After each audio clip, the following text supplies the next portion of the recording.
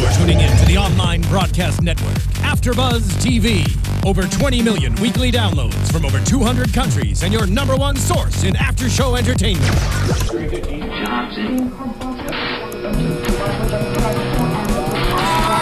AFTERBUZZ TV, the destination for TV superfans, producing after-shows for over 300 of your favorite TV shows, interviewing celebrities and showrunners, and bringing you behind-the-scenes exclusives. All thanks to E! Entertainment's Maria Menounos, producer Kevin Undergaro, and internet leader Akamai.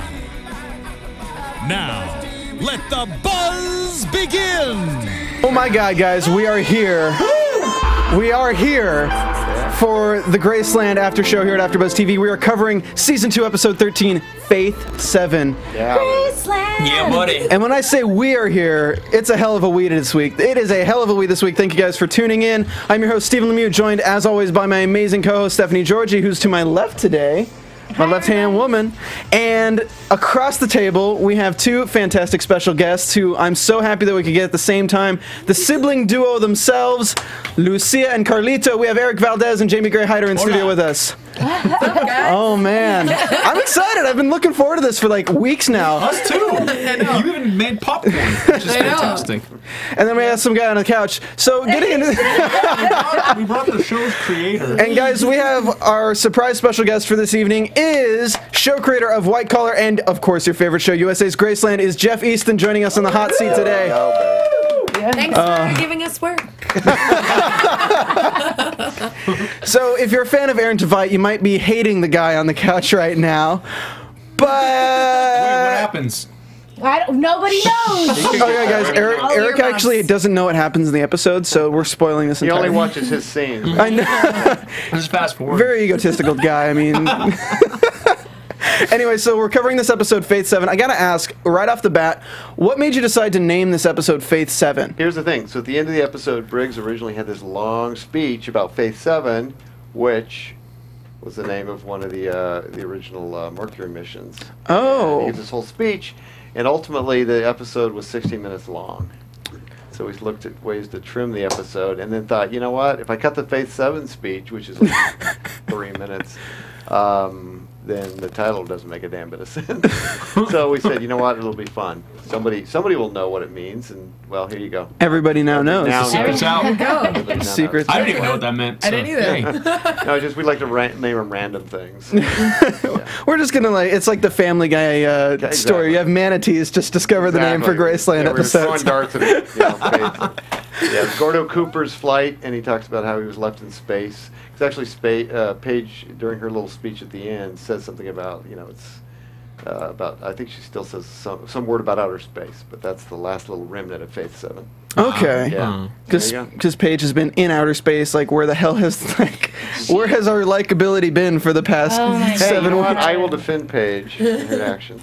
Okay. So Well, you don't have your skeleton with you this week, so. bring Elliot or Virgil with me this week. So we have a few tweets in right off the bat. What's the one thing you want to happen in season 3 with you and Carlito? We were talking a little bit about Incest is this. the best, baby. Oh, well, Game of Thrones style. We might be moving in that way.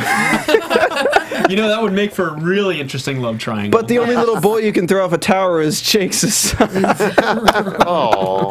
That is damn. Man. Got real dark. We think Wow. Graceland's dark. This guy's dark. Stephen Lemieux, everybody. Oh man! But what do you guys really want to see with your characters moving forward? Well, first of all, I'm happy that we're still around for season 2. So, we talked a little bit about this. We were at a little viewing party right before this. That's why we rushed over here and convinced Jeff to come by as well. But I don't know. I mean, there's a lot of things you could do with that storyline, and I know.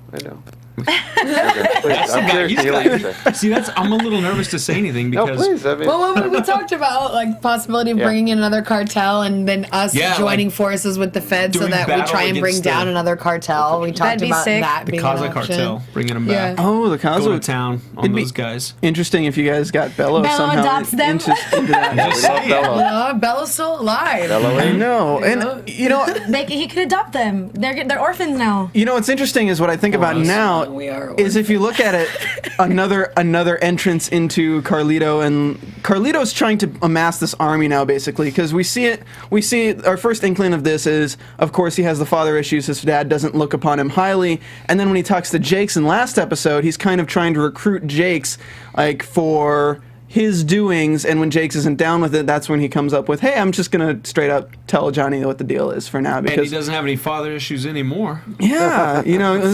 Yeah, but he got some other issues. He put a bullet through those. Yep. But what is interesting is that there's still a character of Odin, and I think that Odin is a renowned name enough in the cartel lifestyle that if Odin was to offer himself up to be a partner with Carlito's new faction, we could see a partnership there. That's interesting. I'm going to write that shit. Put those notes down. I know. We have so excited. Steve wants to, he's ready. vying for the job of staff writer for next season. If I wasn't doing this, I'd probably love to be a TV writer. My dream is to be a showrunner, so Jeff's just kind of like a stepping stone. Wow. All right. So we have one more from Graceland TV UK. I got to give a shout out to them because they've been tweeting us throughout the They love season. supporters. They are, Yeah. absolutely. They look out. Since day one, thank you guys so much if you're watching this. They followed me early on from the get-go, and they not only do enough, a lot for just responding to me and tweeting things out, but they do a lot for the show. They get these teaser photos. I don't even know where they get them. I know, when they get Next the week, and I'm grants like, where they show you all your pictures from the last episode, like, and you're like, where did you get this? It's I would amazing. love to All have this. AfterBuzz TV viewers, like, they are agents themselves. They can get a hold of everything guess and so. anything. They're crazy. Yeah. Yeah. But he does say, please tell Jeff Eastin that there are thousands of Aaron Tveit fans sobbing their hearts out right now. Hashtag save my Tell corn. him if there were millions, then we could talk. Damn! And what? You just got y'all with the quickness. I'm just like, So before we dive into this episode, there's the one question on everyone's minds. This is the finale of season 2. We want a season 3. Have you heard anything as of now, Nothing Jeff? official. I mean, look, it's all good news. The 8 ball, all signs point to yes. Talked to the president of the network yesterday, who said, look, we love the finale. We're negotiating with Fox, who's the studio. So, we'll hopefully know shortly. I mean, they haven't picked up anything other than Suits right now, so knock wood, I'm hoping to God, because we need to know within the next, 3 weeks to get going on season 3. So. yes. Hell yeah. I'm Cross sitting your here as eager as you fingers. guys are because we have no clue. Yeah, I like by the how- way, I just got to say, I have never met Eric or Jamie before. This is correct. They've been doing Yeah. the show forever, and tonight at the viewing party is the first night I met them. So. You were telling us last week, you're like, oh man, what a bummer. Yeah, I 'cause know I thought that. you guys were I going to be here love last that. week. So do you regret your casting decision now? Massively. 100%. It's like, what's up with the accent, bro? I know, what's up? You're like some Oh, dude so from the you're my valley. boss? Eric's a dude from Encino, I know, he calls himself Eric. Yeah. What? Yes. All right, so let's go ahead and jump into this recap because I'm not going to say your real name again. Oh, man. You're going to have to watch the Spotlight On with Erik Valdez if you want to get that. But, so our recap, we start out with Johnny and Lucia in the hotel. Johnny is just totally bonkers at this Distraught, point. yes. He's like, he doesn't know. This is his first time, really deep undercover, and everything is going wrong that could go wrong. Yeah. That's what happens when you let booty get involved. That's right. Oh, man. Right. Sex compliments. bad. It's not your fault. You didn't, apparently your shit was official, so he had to stick around. It's cool. You woke up like that. You woke up like that. I like this. So Johnny's way over his head. He's no Briggs. Okay, Johnny's great, but he has no Briggs. If Briggs was in this position, he'd probably be like, okay, I can do this, probably kill Lucy, and we'd be good. But so he just keeps saying the S word over and over again. And Lucy at this point is just guessing, like, what are you? Mm-hmm. Like, she knows, like, the fact that he mentioned Sid is like, Lucia knows enough about his father's shady dealings to know that they got Sid on the payroll, and Sid is a name she's heard before. So she immediately knows he's working with somebody on the opposite side in America. And yeah, she calls him a liar piece of S, not to touch him. And then it's kind of a flip really quick that she's like, Because she understands. It's not the first time that she's dealt with somebody Yeah. trying to use her to get to her father, not necessarily in this way, but I mean, she's dealt with people having ulterior motives probably her entire life. She loves Exactly. Johnny. You know, Yeah. and she Exactly. does love Johnny's got a dental Johnny. plan now, baby. Yeah. they got that Latin passion. She's Love in conquers it, all. and she doesn't have the ties to her family that she'd like to have. So when you have a bond with anyone, I feel like like for her. She's like, absolutely. All right, like I'm sticking to this kind of a thing. And again, I don't think that she would have completely flipped out when she found out, because I mean, she suspected it all along. She asked him like, a million times, you know, to be honest with her. And so when it finally comes out, she's like, oh, you idiot. In my mind counts, it's a big relief. Oh, I bet. Yeah. You've been worried, so worried that he's just another gangster. Yeah, it's actually a better excuse. It is. Yeah, it's like, oh, by the way, I'm a good guy. You know? Yeah, it's true. What he stands for is better, so that's why her character was able to relax after a couple of minutes. Yeah, the just anger as came out, but dangerous. that was it. Yeah, but he still stands for good. It's better good than bad, you know? And she feels like, I think, too, like, if I was going to be going down for something, that probably would have already happened, too. Like, Well, if he was going to flip on something. Like. So you ask, like, about, okay, is it my brother, my father? And he's like, both, and that's why I want to get you out of there. And he basically puts it this way: if we're lucky, we live hiding and scared, and if we're unlucky, you know who we're dealing with. So at this point, you're kind of you know in your mind that Carlito and Carlos would probably just put a bullet in you, even though you're family. The fact that he beat Carlito made him do the corn on his knuckles and everything, like, he doesn't really... my knees, but knees, knuckles. Oh, your knees, yeah. Sorry, I failed you, Jeff Eastin. I didn't remember the specific... Eric, did that really hurt? Did the corn really hurt? You know, it did. And here's the thing, like, funny scene. I know that's a different episode when we're recapping the finale, but just since I'm here and the question was brought up, you know, they always want to err on the side of caution and everything when doing stuff like that, and they offered knee pads and whatnot. And for certain parts, when you're not shooting the whole scene, like if you're just close up, then yeah, it's fine. You don't have to kneel on corn the whole time. But when we were shooting those scenes, I told him, I'm like, no, let's just make it real. Like, if it hurts, it hurts. I'm gonna kneel on this shit. Yeah, like I didn't break any skin, but you know when you press on skin really hard and you get those like blood blisters underneath it. Yeah. Right. You had all the little pepitas on your knees, like indented. For like a week or so after that. Yeah, that's method, y'all. That is straight up. No, I remember that day. I remember coming to set that day, and you even the look on your face was completely different. Like, we didn't really talk much or anything, and you had been all beat up and everything too. And that was the first time I'd seen that, and I was like me as Jamie was like, right, Eric. Like, I was like, oh god. And I remember that you were in a totally. I loved that scene and that day, and it just, you know, it's such a big turning point within Carlito's mind and his head and everything like that. And so yeah, for Erik on set that day, it was a completely different person, and just, you know, trying to really take in what is really going on. And so no, it was a cool scene. I like the way that it was shot and everything too. Yeah, it was actually a really good scene in more that it really shows your change, because you start as this crazy person, you go back to Mexico, and then you're constantly under your father's thumb. And this is the scene where you really realize that your father is never going to have the respect for you that you want him to. And this is where I feel like the worst thing you can do with somebody who doesn't like you is give them time to think about how much they don't like you. So making them kneel on corn while they're doing that will make them really not like you, and then you'll end up with 3 bullets in your chest and a coup de grace.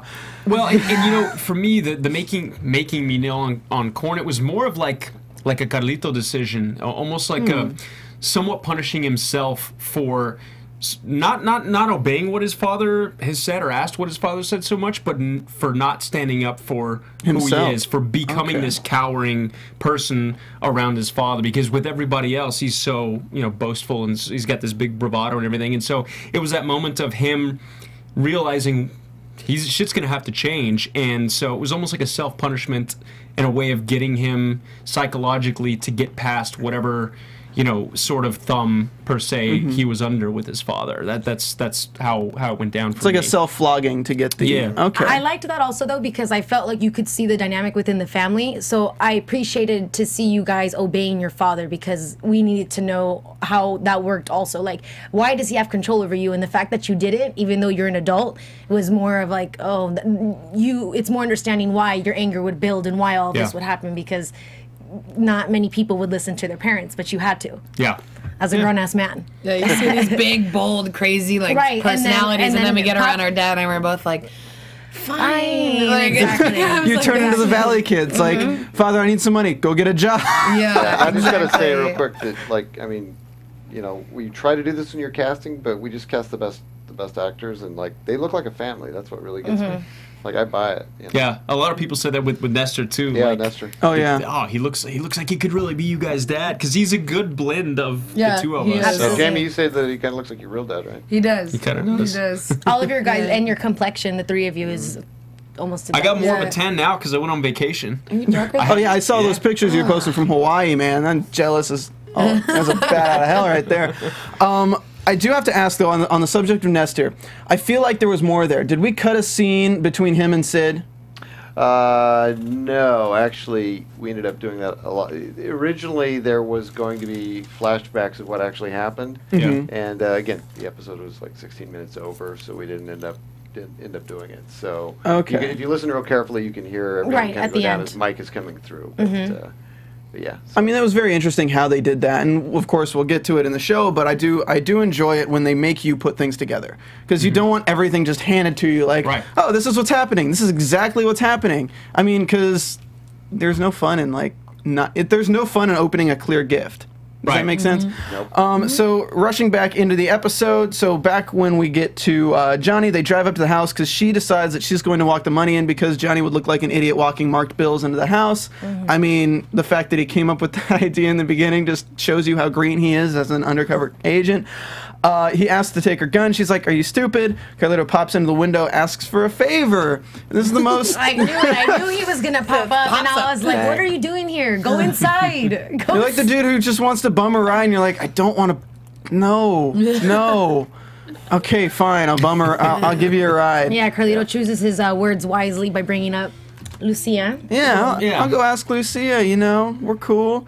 So, we have this nice scene between you and Johnny, and this was kind of... Can I just say real quick that when we were in the viewing... When we were viewing it tonight, the TV went out right during that scene. It did. So, they went to go adjust the volume. We're watching the scene, and mind you, like, this is the first time we've seen this. We don't get to see the edits or anything like that. So we're watching the scene, and one of the guys goes to turn the volume up and changes the channel or something, and they get stuck on another channel, and it's like... Yeah, Erik is literally losing it. He turns into like a 12-year-old girl. I'm a terrible person. No, it was like a scene out of I Love Lucy or something. Like everybody's scrambling. Oh, I'm sorry. What do we do? Who knows how to operate DirecTV? Blah blah blah. And then they finally get back to it, and it's on a commercial. It's not so we missed that whole part. Yeah, you can tell Erik what happened there. Yeah, you gotta tell me what happened. I forget.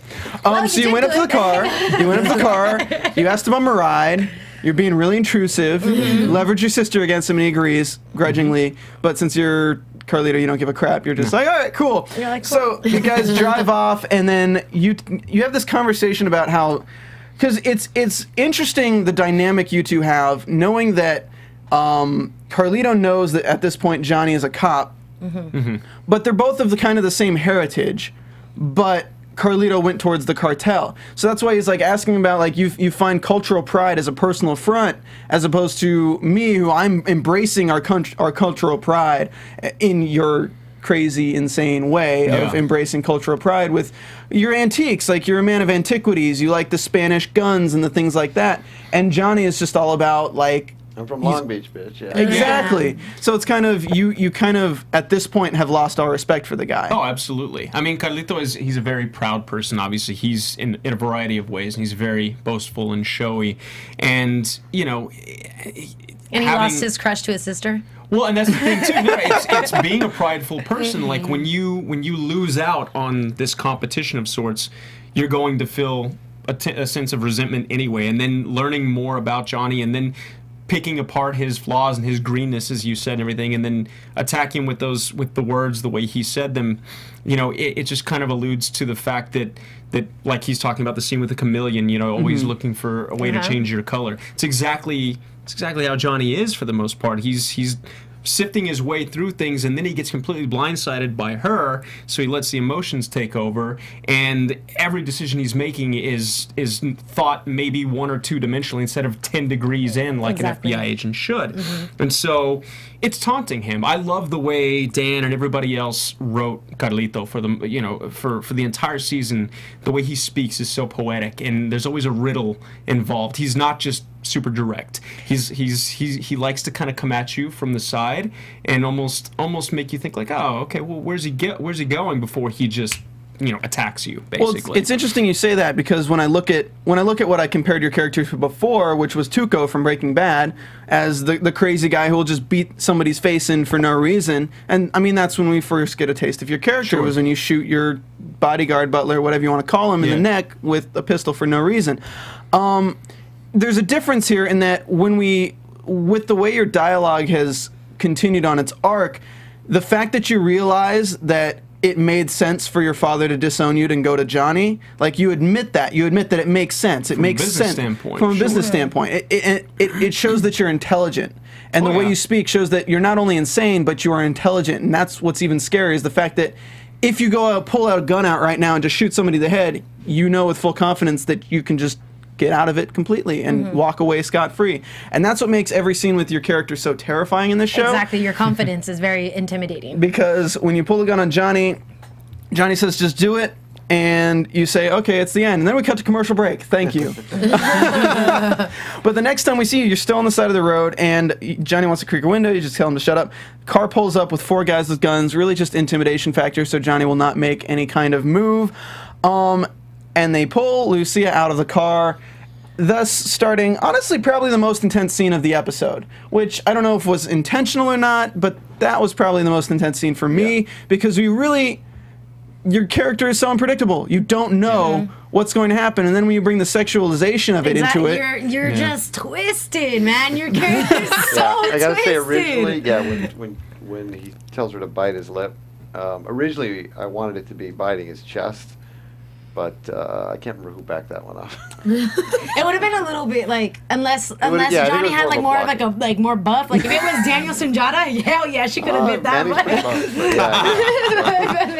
I can't remember. Yeah, it was more of a production thing. But yeah, but yes, the idea was that Carlito, he's been kind of, he's been rebuffed sexually at this point, so he's got to, What's interesting to me is the fact that we haven't really touched on Carlito's sexuality with Johnny in a while.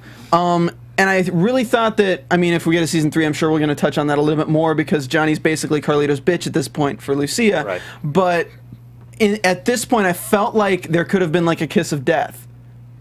Like, does that make sense? Yeah.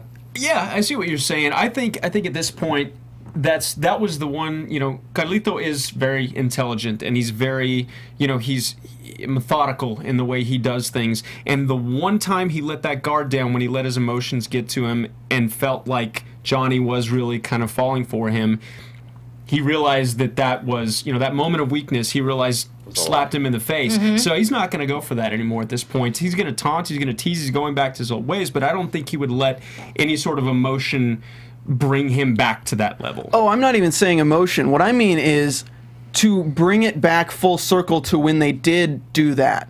Was to have it be, that was an emotion of he was letting him in with a love, and this is the emotion of, like, the mob gives the kiss of you're done to me. Like, I felt like it would have been like a taunting thing of, you're done to me. This is like the hatred. You can feel the hatred within this.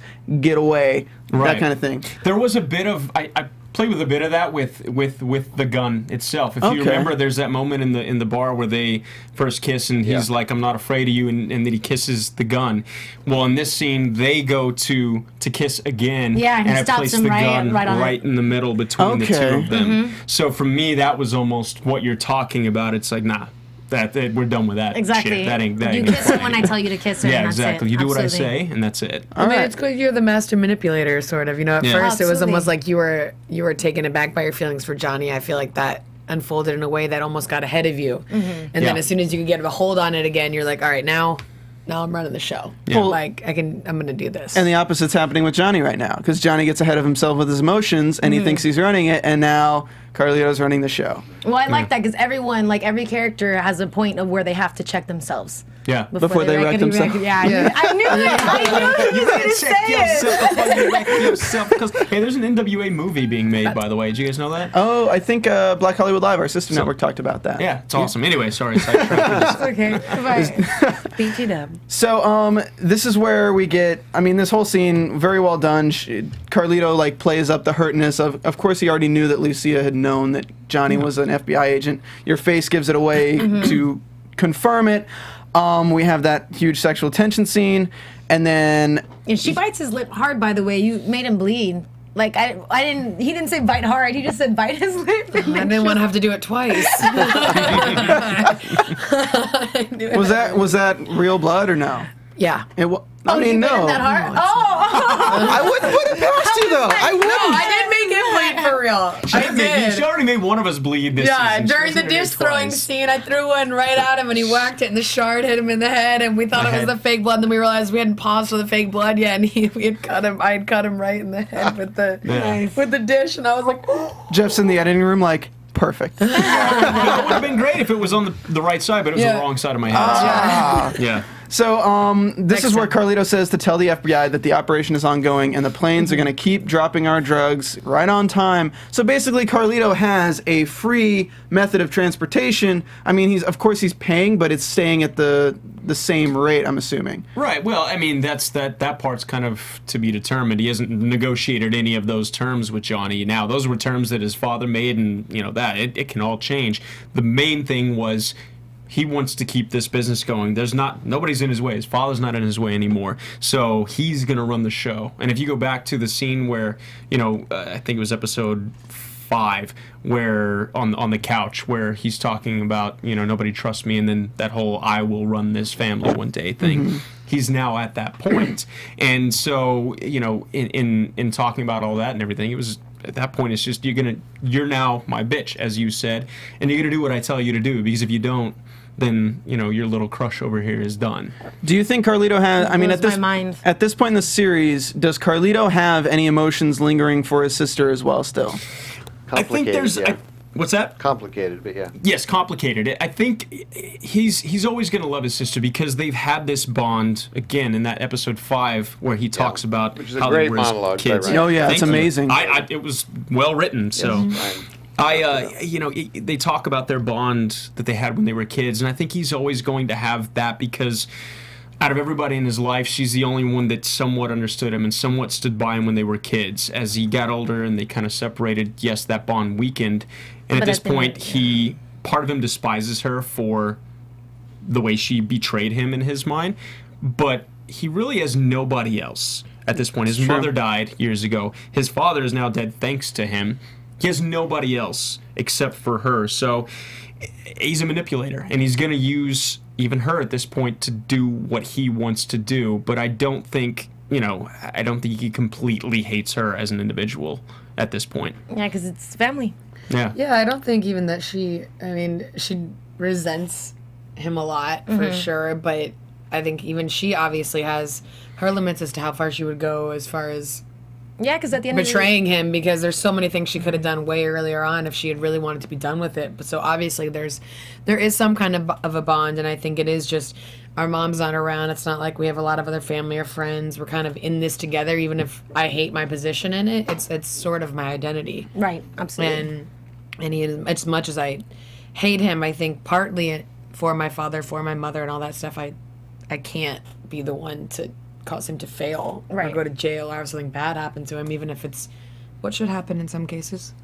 She's not going to be the one to do it. But Lucia's character even says that she doesn't want, you'd rather just leave. You'd rather go away. Right. You're not. I don't want to get away. You don't care to put him in prison. You don't care for him to die. You just want to not be a part of this family. Exactly. And which makes sense, because at the end of the day, if my family were killers and everything else, I'd have to step away. I wouldn't want to think of them dying, even though they've killed other people. But it is what it is. She doesn't know anything else either. Exactly. That's her entire life. So it's partially a norm to you.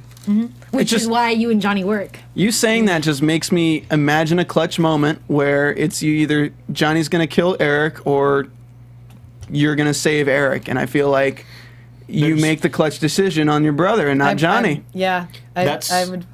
It's funny you say that. That's something I thought going into season 3, knockwood. That's one of the areas that I thought maybe they could explore. In putting her in this position where, up until this point, she hasn't really had to make a decision for anybody except herself. Is she going to run? Is she going to do this or that? Putting her in a position of now, her brother who's been there her entire life, yes, he's nuts and he's crazy and shit went down because of him.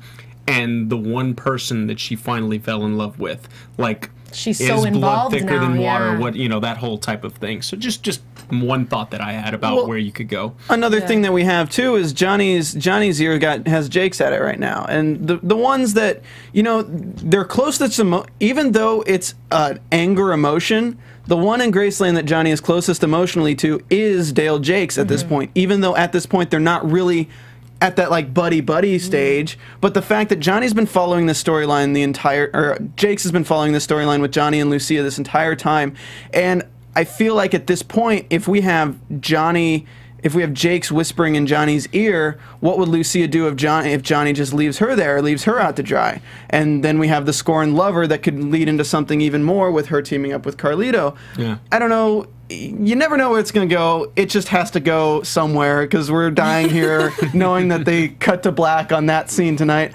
So moving into Sid and Briggs. Sid and Briggs are on their road trip down to Tecate. They're talking about, oh, where do you live, Briggs? Briggs says, oh, it's just like this place, Malibu. That's way too high class for me. I don't need the oceans. I don't need that. Sid's questioning him. Well, is this where you want to be? I wouldn't be here if it wasn't where I belong. Yeah, thanks, Briggs. Exactitude-ly. Right? Yeah. Who do we have to thank for that? That's Archie. That was an ad-lib, yeah. Okay. Kobe. I knew that was an ad-lib. I've known Kobe for a while. Yeah. Kobe Ryan McLaughlin, for those of you guys that don't know him, he's a good buddy of mine. Yeah, Kobe. He played Archie. Yeah, we love Archie. I know his personality enough to know that was exactly his addition to the Graceland, for this season. But no, it was funny. I tweeted him that, I think. Exactitudely, really? So this scene's really interesting because honestly, okay, I look at it when I'm watching it. I'm looking at it. Okay, Sid is talking to Briggs, and it's kind of everybody's laughing, having a good time, blah blah blah blah blah. But then I also look at it as if, at this point, I feel like Sid knows he's going to kill everyone in this car. Right. And it's kind of like terrifying to know that at this point, Sid knows he's going to kill everyone in this car just to pin Mike Warren down. Yeah. No, just to save himself. Yeah. Of course. And that's insane to me. Sid is cold-blooded, which is so funny because in the beginning when we saw these scenes with him and his family, they really did make you kind of like him. He's just a regular guy. Yeah. If anything, if we saw him first, he'd be the way I feel about Briggs. Briggs has been doing the same thing, but I love him no matter what. But Sid has that advantage because he's a likable guy at the end of the day. In a lot of ways, it makes him almost scarier than Carlito in certain ways because you don't know what to expect. Exactly. Yeah. With you're just like, you put it out there that you're crazy. And Sid's like, no, I'll be your best friend, but then also you up. Well, what's interesting about this, and sorry to cut ahead, I love the fact that it pins for season 3 Briggs versus Sid. Right. Because when you look at the best parts of season 1, honestly, the best parts of season 1 is the crazy stuff Briggs does so methodically and planning so far ahead. It's going to be, next season is going to be like a chess game between Sid and Briggs, and the players are going to be the police and Graceland, and Briggs is going to have to probably sacrifice some pawns. And they're both so good. Like, Sid and Briggs are both so good at what they do methodically. Yeah. Planning 10 moves ahead and everything like that. It makes it... Right. Yeah. Carmine Giovinazzo, who plays Sid, because my very first show was Shasta McNasty on UPN, and Carmine was the star. And, I always joked that both of us were sort of slumming on that show, even though I created it. But, Carmine, then I lost him to, CSI New York for a long time, but I always wanted to do something else with him. We brought him on, and the biggest problem we had was the network was like, he's too likable. We kind of like, because Carmine and I talked about it, he didn't want to do just the heavy, so, but he was too damn likable, so we had to, like, kind of screw it up a little bit. But hey, Carmine, you're too likable. Exactly. You know what you need to do? You need to kill all your best friends in this show. Right? We actually, a little aside, but yeah, we had a scene where we were going to have a little nephew, like a 12-year-old nephew of Carlito's, who was sort of like Carlos, the dad, was sort of like, this is your replacement, Carlito, because he's not an asshole like you are. And we're going to have, at the end, after Sid's killed everybody, this is when we actually were going to see it, that he hears like some whimpering, and he pulls it back, and there's this 12-year-old kid, and he just, boom, pops it. Wow. That was just, I didn't even know that. Oh, that would have been super. Yes. You would have loved that scene. Well, they were the ones that suggested it. Really? Yes. So, characters welcome, bitches, yeah. Seriously, that would have been nuts, though, because my thing about next season, right? I'm going to go ahead and throw it out there. Yeah, why not? is that Briggs is the king at this point. Briggs knows what he's doing. He's always the one that kind of helps him. I don't care. That's what I say. That's what I think. Sorry, Steven, I disagree think she has about a crush on Briggs. No. I'm just saying. I just like his character. No, I love Aaron and Manny. Or, I mean, Johnny and Mike. Sorry. I don't know them personally, but anyways. My only issue is that Briggs hasn't ever had to do this with a child. So now I'm worried about every decision that he's going to be making. He's going to be just slightly more sensitive, whereas Sid has been doing all of this with a kid. Had he killed the 12-year-old Mexican boy, even though his son's the exact same age, that would have been nuts. It's going to be the opposite, though. He's going to go that much harder because he has. He's going to because of the kid. Loses his son, perhaps. Oh, spoiler! No, I'm just kidding. Maybe. Or Charlie. Charlie's gonna be so anyway. Because of what Sid says to Mike. What Sid says is, and now I'm gonna have to take them out one by one. And when Briggs realizes this, when he realizes that Sid's plan is not okay, Mike Warren is dead potentially. He's gonna go Odin. You just ruined it for the people watching. They haven't watched the episode. We haven't gotten to that part yet. What? Hey, by the way, after can I show. just say this? My director, Russell, who directed. I love Russell. You know Russell, yeah. He just tweeted me or texted me. What's really hilarious is that basically press gets press screeners, and sometimes they're not the final cut, and so they Entertainment Weekly put out this whole thing about this scene where Mike and Briggs burn the tape, which we cut out of the finale. So, so basically, that just cracking me up. It says, Mike, Briggs leaves Charlie's sickbed for Mike and tries to figure out a way to help him. Mike tells Briggs he knows about Juan, but isn't going to turn him in. Instead, Mike burns the tape. Guess what? That never happened. Never happened. No. But the discussion was there. Mic drop. The discussion was absolutely there where Mike was just kind of like, but he didn't matter. Right, 'cause we had a whole scene that we just ended up cutting. But it looked like their bond came back. Yeah, you're wrong. Doesn't exist in this world. Fall back, Entertainment Weekly. Gosh. Okay, side note though, question. Season 2, Blu-ray, DVD, are we going to have the full unedited 67 cut of the finale? Probably not. I like this version better. Okay. No. Good. No, I'm pretty happy with it. I'm like not one of those guys that needs like the 20 minutes or something. I always think that tightening helps, you know? Yeah. Gotta take those Carlito scenes and compress I know. them down. It already felt like so long. Yeah, exactly. That just means there's gonna be more room on the DVD to put our after show on it alongside. Oh. No, that'd be amazing. No, just saying. I'm a little bit embarrassed right now. Can you shut up, please? Oh man. So Briggs is going radio silent, actually cutting away because we do have to intermingle this with Mike and his CO. What is his CO's name? Clark. Clark. Okay, Clark. They see them driving up. And the CO says that he's giving Warren leave for a few weeks right after this because of the fight right at home base. And he also tells Mike that they're looking to indict somebody. They're looking to put somebody away for the fight, put away for all these botched missions. Everything's coming up. Look, you either get Sid now or everything's going to fall on you. And you're going to be, Mike, pretty much you're going to be screwed. So the next time we see is that Briggs is going radio silent. There's no way that Mike can tell him anything. So Briggs luckily says that, hey, I'm going to take one more call. I'm going to give a call to my baby mama because I need to take care of my kid, you know. And that's one thing that Sid would know. If Sid had told him no, Briggs would know something's up. So Sid's kind of like, all right, cool, that's fine. So he talks to Mike. Everyone's getting calls. Nobody showed up at Sutter Marconi. We find out that's Charlie and where Amber were supposed to meet, and Clark got an explosive package, potentially package email or mailed to him. Email explosive package. Explosive package. Welcome to 21st century, guys. It was a fat Y2K. We shot a terrible scene of Sid planting the bomb, but we're like, it's terrible. We got to cut it. Was it like Mission Impossible theme? Like kind of. He walks up and goes, slides it under, and just like. It's just terrible. Okay. Yeah, glad that guy. Well done. Yeah. So we find that's of course at this point we're like, okay, so Sid is trying to throw them off. But what we don't know is we don't know what's going on with the sting operation in the first place because we don't know how everything's going to play out, and everything plays out completely different than we thought it would because we originally think, okay, there's going to be a deal that goes down. They're going to find Sid with the marked bills. We take Sid down. Voila, we got Carlito, we got Carlos, we got Sid. But of course Win, win, win. Nope, not going to happen. Nope, Jamie screws it all up.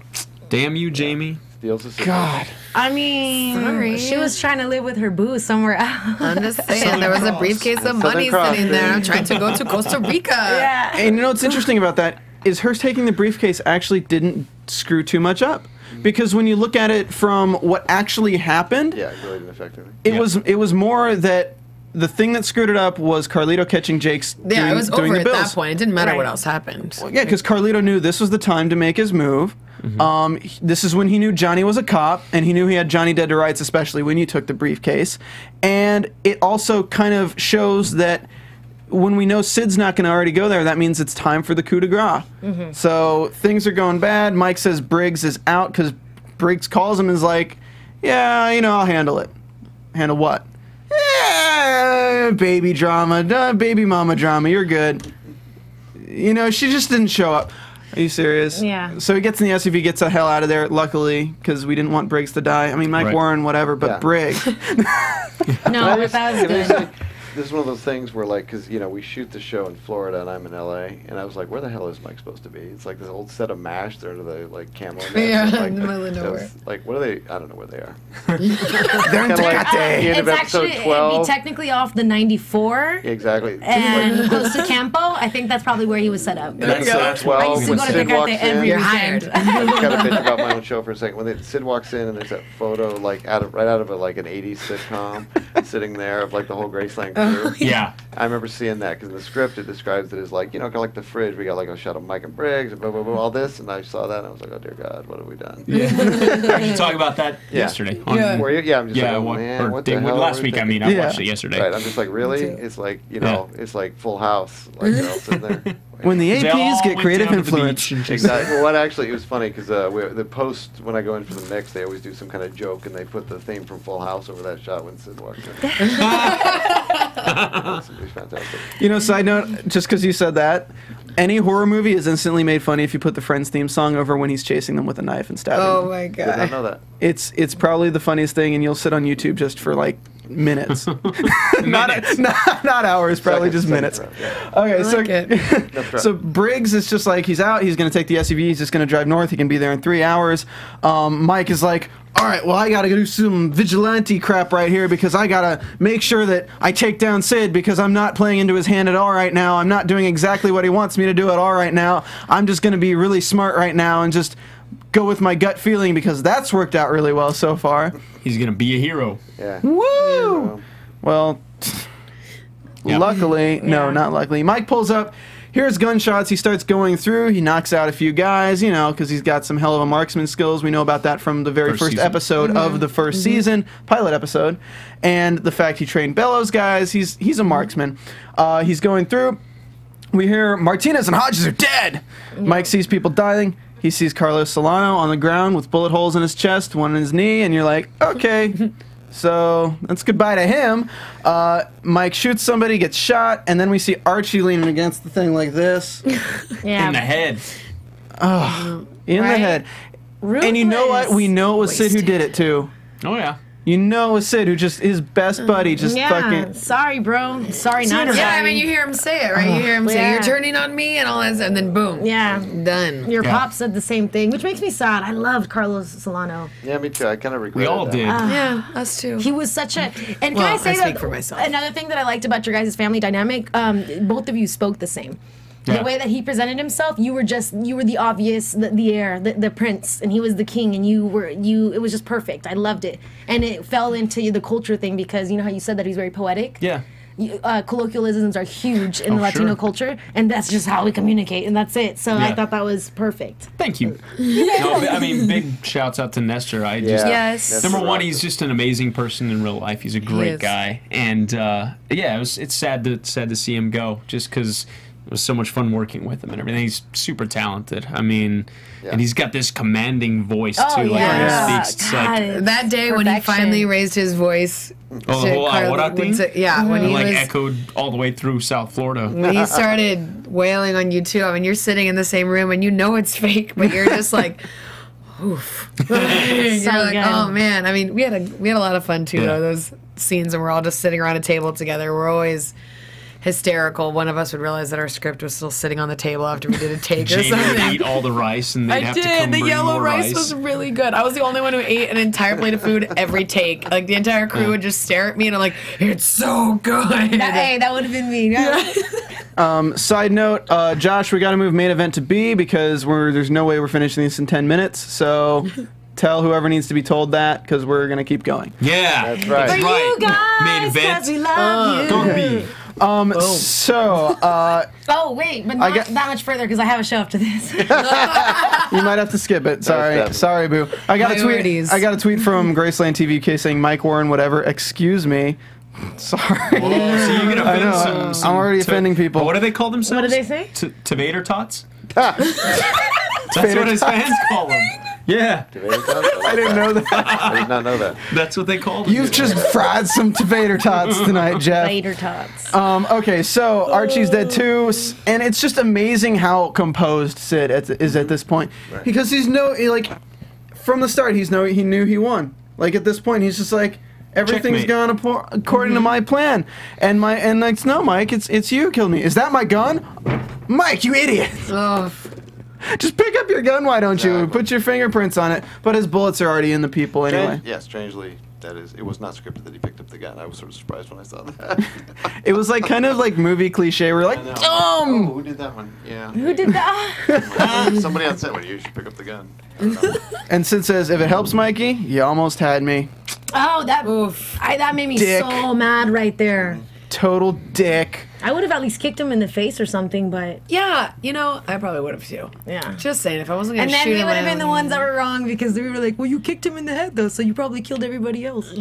So wrapping out Mike's storyline, not to the hospital scene yet, but his storyline so far, and we see he calls Briggs. He says that he needs help. Briggs is kind of consoling him a little bit, and Briggs says, I do believe you. I do believe that Sid's just blowing smoke out his ass. And Briggs says, we'll send help. So Paige is there with Mike. Mike wants her to leave. She apologizes for not believing him. And it's like, we know it's coming at this point. Yeah. He says, I'm going to rest. And she's like, well, she sent a team to Arizona for Lena. It'll be good when they find her. Yeah, it's better that they believe. Yeah. It's like, believe what? That she's happy. That she's in a better place. Happy. I love that music cue in there. Yeah. Oh yeah. And then the rain coming out of that. I knew that was, and the fact he's like, I just want to rest. I'm like, oh, well, are you gonna die right now? What's going on? Yeah, the closed captioning even said dramatic music. Yeah, it did. Yeah, we came and rewatched the last like 20 minutes with him here. Yeah, and it literally said dramatic music, and she walks out into the rain, and it was perfect. That was nuts. Yeah, her face. I was like, oh my goodness. The rain was a little cliche though, guys. Come on, you got to give me that. It was real. It was really. It was real rain. Yeah. Okay, awesome then. I like that then. Oh, it's going crazy. I think you shut down twice. Steven can't Lightning stop, won't storms out stop. Yeah. Jesus. Hey, it's when it happens, you roll with it. It's not allowed to rain when someone's sad. Can she have a scene? It was pouring rain during our scene too. We had to wait in the cars, and then we'd jump out and try and get it down when I was kneeling in the dirt and Erik I could was tell. Oh, wow, your pants really? it was a dark mud on your pants. Oh, somebody And, didn't catch that. Oops. Well, I mean, it's I was okay. in white pants kneeling on the ground, Yeah. so it was bound to get a little dirty. Kinda happens. know? All right, so Charlie. So we leave off. Amber introduces Charlie to some guy who's a British dude. We find out his name is something. Briggs says it later. I'm like, yeah, really? Jermaine. Yeah. When the hell do we say that? Yeah, Jermaine. Yeah. So they put her in a chair. They think she's a cop. He's a money cleaner. We find out a money launderer. He's going to basically beat a confession that she's a cop out of her because Amber works with the money launderer. The money launderer wants to protect his assets and protect his name because if Amber gets taken down, she can sell out him. So basically, he's protecting himself. And then Charlie actually does say that she's pregnant. Yeah, she tells Amber that she's pregnant. So Amber says, well, just don't hit the stomach. The guy's interrogating and keep asking if she's cops. He hits her. Amber stops. Your boyfriend shot me. It's like, that's not me. I mean, it was him, not me. We cool. And Amber just says it's out of her hands. This is where Briggs shows up and lays the Odin beat down on these fools. Actually, he goes and confronts Billy to ask what it is, and Billy says who it is. Basically, Charlie doesn't understand the British ape. They hear gunshots, and that's... Those are your notes? I know, my note, it's hard to like read it off because it's so weird. They hear gunshots, they see a dead body, and Briggs is just taking out mofos like left and right. Oh, you don't know, man. In the original, he kills 7 people. What? Oh, really? Yeah, USA was like, you're cutting that down to like 1. Briggs was just like, boom, boom, boom. Yeah. And Mike's too. Originally, Russell, our director, he shot it like a big video game. So he came in, it was one shot. That's what I said. Mike shot the whole thing, and we ended up cutting it way down. So, Oh, man. Yeah. It did feel like a video game. Baby. Yeah, that was Russell's idea. Was it like a first person like It really camera? was. It was, yeah. Because he goes boom, boom, boom, Yeah. boom. Like he came around every corner, somebody would come out, and he was preempting it. That would have It was been cool. sick. Well, you no, know, parts No, of it because still then makes you would it. have said You that's watch it again as cliche. he's going down the corridor at our Call family's me out, girl. compound. It's just literally like you see him moving, boom, and then there's like somebody else. It is like first person shoot 'em up game. We'll probably lay that into the, because it's a really beautiful oneer, so we'll probably lay that on the DVD. Okay, Cool. sweet. Which, excited do you to know see when it. we can pick that up yet? Yeah, sure, why not? No, I have no idea. Hey, by the way, just everybody here, I apologize, Mackenzie. Mackenzie says, do not laugh at Tavader Tots because Aaron likes it. I'm not laughing. They're laughing, not me. I apologize. I'm laughing. That's terrible. It's a cool. I wish somebody would. There's nothing that What are rhymes we? with Valdez. Valdez or Tots. It doesn't work. I kind of think it's cool. Does he like? Think of something with Do they like? Solano, Do they by like the end catch of up it. with their Ericito. Tavader tots? Oh, you just no. Let's get back to the episode. I just Yeah. noticed you keep thumbsing up in that camera, but when you talk, it's on that one. This one, yeah. Oh well, thanks for telling me, guys. This is the behind the scenes camera. Yeah, that's one I undressed in front of right there, baby. Oh, If you caught the I- pre-show. well, Teaser. sorry, you are Mackenzie. I All right. apologize. So he puts a bullet right through Amber. Poor girl. Bam. You know. Whatever, man. Good. Whatever. She needed to get shot again. British guy tries to pull some Crouching Tiger, Hidden Dragon stuff Yeah, on like this. a fly. That jump was kind of. I that know. was- Gnarly. And somebody, I don't remember, I wish I'd have written it down, but somebody tweeted, it's like, what is that, Superman there? Yeah, Oh it yeah, was like- someone did Yeah. tweet that. It was like the Batman when he Yeah. kind of jumped. When what's his name? I don't know. I'm Yeah, getting well, off track. we'll say that. Bane? We'll say- Yeah, Bruce Yeah. Wayne, Bane. Yeah. One of those guys. Oh yeah, Yeah. when they. jump. Actually, it's, Jump in oh my god. So the Briggs gets to Charlie, and she's like, "You're in Mexico," and he's like, "Bitch, I'm Oh. right here." Yeah. I like that line. Was that written or was It was that written. just? Oh, okay, that was She was cool. supposed to I be, liked it. originally, because Amber does this horrible move where she smacks her in the head, which is just a terrible, oh my god. Yeah, that scene was is kind of- terrible. The pistol Oh, whip, yeah. it's horrible. She's usually got people for that. That's where I'm in the editing She room doesn't going, know. is there another take? No? Really? Are you kidding me? They got that. That's the one. All right, fine, use it. She's not used to being the muscle. So back at Graceland, Briggs is saying he's too late. He's very emotional. Briggs basically lays the smackdown. This is why I was saying that Briggs is taking the opposite route of being more defensive. Is what he says to Charlie. He says, "Jermaine is that British dude. Jermaine. I'm gonna find him and I'm gonna hurt him." And she's like, "Don't. If you could, I would hope you would, but no, I can and I will. And we're gonna see this guy get probably jangled." Yeah. Yeah. Ugh. So next time we see Mike, this is where Briggs talks to Mike on the burner, and this is where also when Mike mentions that he's heard the tape. So now we see this history here, because I don't think Briggs knew that Mike had heard the tape at this point. But when Mike says, "If I run, but you run, you catch jangles and clear your name, but if I run," and that's where he kind of trails off, and Briggs is like, "All right, I'm gonna send Paige to help." Worst idea ever. All right. So, before we get to the climax of the show, do you have to head out, Stephanie? Or do you want to stay on here? I do, but I was just gonna give myself until 10:20. But they got to start their show, so you got to stay or go. I'm gonna have to go. Oh, okay. Well, it depends, because I don't know if she's the only host or not. If she has a guest, then I'd be all right. Josh, is she the only host? I'll find out. Okay. All right. You let me know. It's like so many times Live breaking the third television wall people. on this AfterBuzz. That's what after happens. show. I mean, but they understand. I love you, my people. When we do 70 shows a week, some hosts cross over. It's kind of difficult to That's a lot. do an hour-and-a-half show when we have so many going on. Talking about Jakes and Paige, he's chilling with his feet up. He's finally getting a break. No break. Paige walks in on him, needs to show him something, hands him the letter, shows him the handwriting, and basically we find out that what was off by the fold is that Mike had folded it like he found the letter folded, as opposed to... Which is how she had refolded it. She had refolded it. And that's how we find out that she knew that something was wrong, because Mike had copied it literally down to a T, moves and not but didn't try to copy it and be smart about it. Paige calls Mike a sociopath. Dale calls her crazy, and she says, "You owe me." And I'm like, "You're a bitch." Yeah. language. I mean... What did it say? Woo! All right. So, I mean, okay. Paige rant. Everybody loves my Paige rants on YouTube for some reason. I love Paige. As a character, she's amazing, and I love where we've taken her story. I absolutely love that we got to use her more, because in Season 1, she was such an underused character, and we didn't really... I can't really say this is out of character, because we didn't really have her character to begin with. She was completely developed in this season. Her storyline was, like, nuts. So what I really like about how we ended this season is that I was worried that Paige's arc would be... Oh, the girls. Okay, she finds out Lena's gone, and then she's just pissed off at Mike.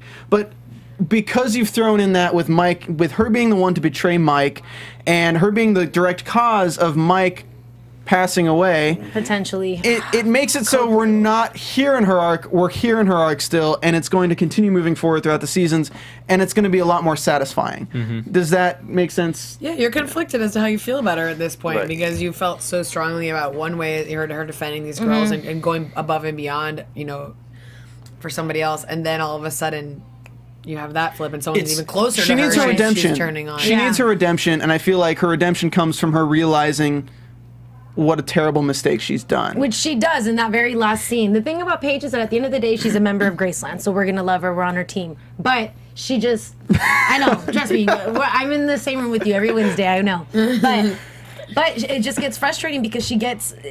It only makes me mad because she's the girl that gets conflicted with her emotions and lets that get in the way when I want her to be like Charlie, which Charlie kind of does the same thing, just, you know, cold-blooded also. But all of that happens, and then finally you see her break down at the end when she tells Briggs what she did. I like the fact that because of the way her character's gone this whole season, she was, you know, she's Superwoman. She's fighting for all these women. She's going to save all these women, and she's such a character that as a viewer you can really latch onto. Like, yeah, go Paige every week, and then you get to this point now where you start to see her. Well, a couple episodes ago, you start to see her shift into this trying to figure out what really happened thing, and she's not one to let up until she finds an answer.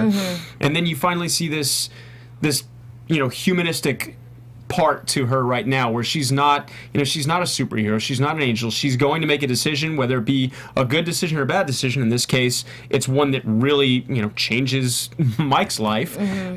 But it's true to life. Like, when people, again, react off of emotions, they're going to make these decisions, these rash decisions. And if she had just gotten upset at Mike and left it at that, it wouldn't have been as interesting. Absolutely. You know, it wouldn't have been as realistic. And so for me, just, you know, as a viewer, it's as angry as you get at her for what she just did.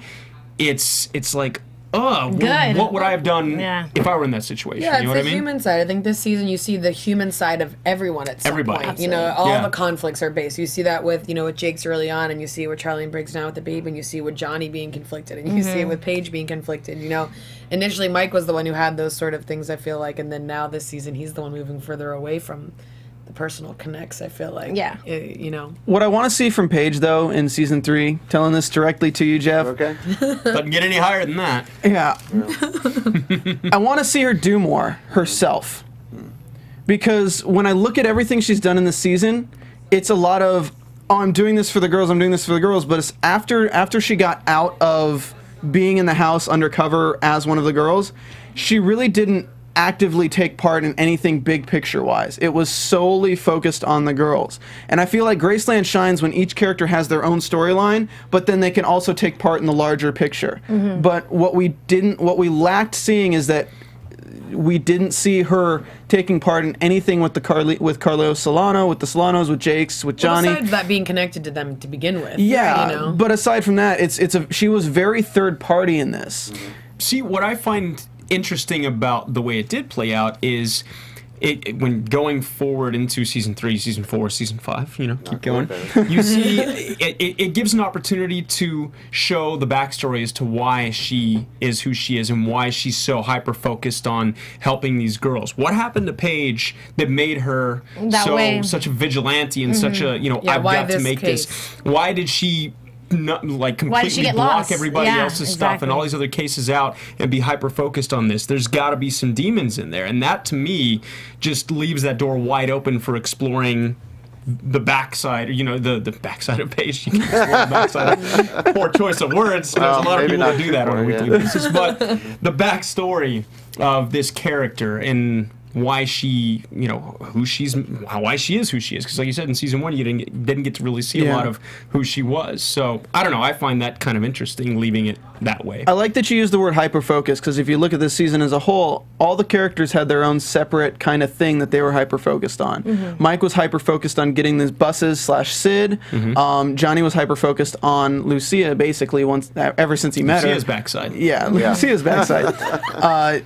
Jake's, we get him with his son, but then ever since then, Jake's was kind of hyper-focused on just helping everybody else. Yeah, he's a big brother for everybody. Yeah, and which is kind of sad because his character is such a tragedy.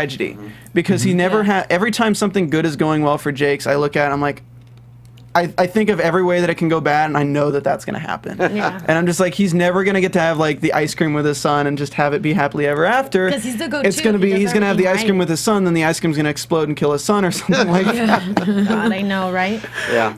Ugh, you guys hate Jake's. No. I think I told you. No, you did. Last week, but like originally, you know, Derek, who's like the guy, like, you know, that's replaced him as a father in Daniel's life, his son's life. Originally, Jakes goes back, gets in a fight with him, and finds out he's a 2-striker and turns him in for 3 strikes, gets the guy thrown in jail. And ultimately, we thought it's too dark, it's just too far for Jake. So we kind of pulled back on that. And the truth is, we didn't really find a good alternative to fill in, so Jake's kind of became a utility player at the end, which sucks because Brandon is, you know, such an amazing actor. Yeah. So. But he didn't die. He does that well. He didn't die yet. He didn't die. I still see his character very wise because that's the only reason why they all go to him. He's the one that never messes up. Exactly. So he knows what he's doing. Well, I think that's what keeps him very safe and like secure in his position. Right, well, whereas everyone else, you don't know what's going to happen to them. Exactly. Well, Brandon wants to cut those dreads. Like 14 years he's been growing those. He wants to cut them on camera. I remember. Do you remember him in She's the Man when they were short and like? Yeah, spiky things. Yeah. So we've been telling him if he wants to cut them, we'll cut them on camera, and we'll, like, you know, he needs to make it a thing. Rise like a phoenix from that. So that's not good. We'll maybe he also has like his own the fact that his own real life problems are constantly there too. I feel like for him his job is his job. For everyone else it's their life. Right. You know, and for him he's got this other thing in the back of his mind that even if he has the best day at work or the worst day at work, the situation with his kid and his, you know, and his right, there's priorities for him. Talked about that openly, that, you know, several times. So, can I ask about? I had it right there in my mind. Oh yeah, about Jake's. Has Briggs told Jake's that Charlie was the one with the tape yet? No. No. Oh wait, I take that back. No, he knows. Yes. So he does know. He knows that that's the deal. I don't remember if there was a scene where that happened. Okay, because I'm just wondering. 2011, yeah. Okay, I'm wondering where we're gonna go with Jake's and Briggs' relationship, because I feel like with the house so split right now, with Johnny and where he is, and with Paige where she is, and I feel like Briggs and Jake's are going to be the wrecking crew. You know what? Yeah, because I think I was drunk during the TV Guide interview today, and I think I said that like it's going to be Jake's versus Briggs in season 3. So. Really? Yeah, maybe. We'll see what happens. See, the only reason why I know that you're the creator, but the only reason why I don't see that is because. I'm sorry. It's just because they're. I know it's your show. What I've appreciated about these two characters, and I hate to do this towards my own kind, but they're not females where they're not so overly dramatic. Like, especially in a position where they're in Graceland, like, I do like the seriousness, and I do like it when they hash it out, or when they take it like guys do, like with Johnny and Jake's. Hit me, like, try it, I swear to God, do it one time, and then it's done. Where if it grows into anything bigger, it's like, nah, you guys were the one that were solid. You guys are the ones that should be able to save the rest of the crew. Lead by influence, maybe. They won't get back to that, but yeah.